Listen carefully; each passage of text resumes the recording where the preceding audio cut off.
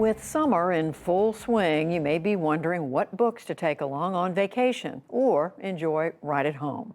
Jeffrey Brown talks with two writers who have answers to that question. It's part of our Arts and Culture series, Canvas. Books helped many of us get through the last year. To help us keep up the reading as we head into summer, we're joined by Glory Eddam, founder of the book club Well Read Black Girl. Her new anthology on girlhood comes out this fall. And Maureen Corrigan, book critic for NPR's Fresh Air and a professor at Georgetown University. And it's nice to see both of you. Glory, you want to start with some fiction? Oh, wow. Right now, I'm obsessed with Caitlin Greenidge's Liberty. It's a great book, just full of rich historical detail. It's inspired by the first Black doctors during the Reconstruction era. And she takes us on this beautiful ride, learning about the young woman who is like trying to find herself, full of great detail. Also, when it comes to fiction, I'm loving rom-coms. So Jasmine Gilroy has a new book coming out, as well as Tia Williams. Tia Williams's book is called 7 Days in June, and it is that kind of story where you feel like you're talking to your best friend, and a little bit of cringy moments, but like a lot of heartfelt laughter and joy. It's a great title. Maureen Corrigan, give us a few fiction novels. The writer I hope everybody will read, especially if they've never read her before, is Laurie Colwin.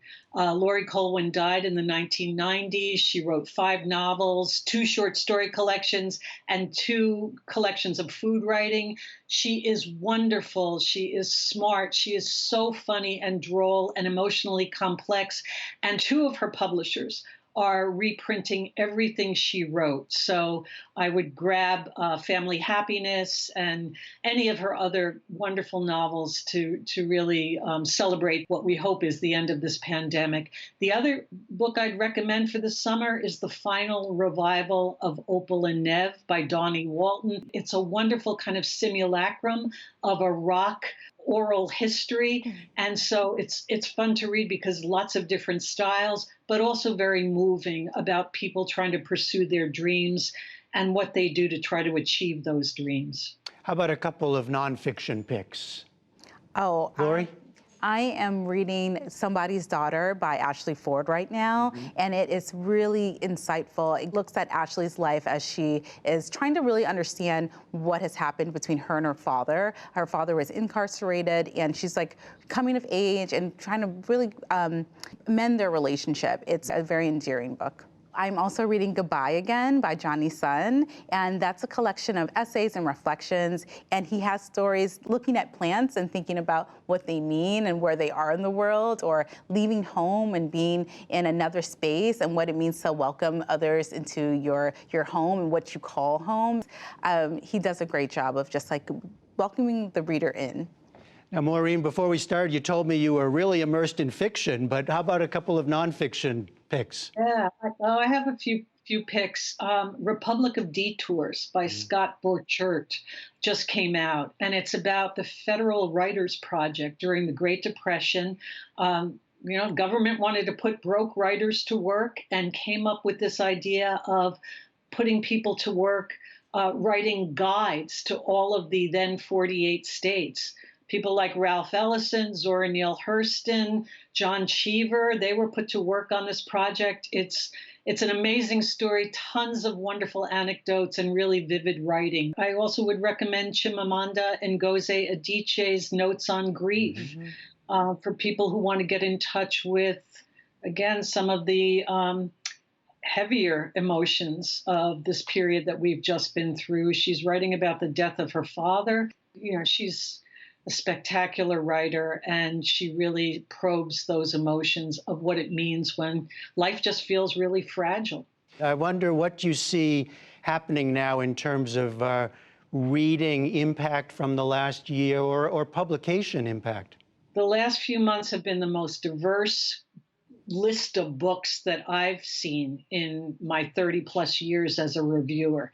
So I do think that there's much more of a responsiveness on the part of the publishing industry to begin to try to diversify what has been historically a very white industry. And the other thing that's happening that's so interesting, I'm a big fan of suspense fiction. And I would say that almost every suspense novel that I pick up these days has a plot line about cultural appropriation or appropriation of someone else's words. The Plot by Jean Hanff Korelitz, who's a wonderful suspense writer.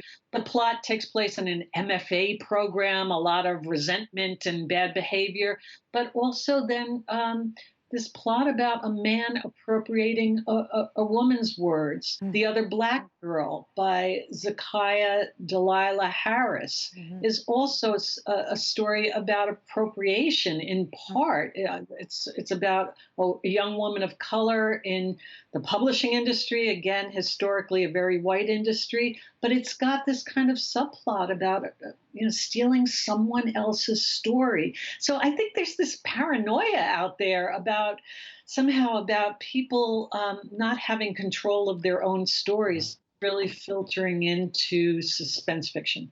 And Glory, what trends do you see happening now?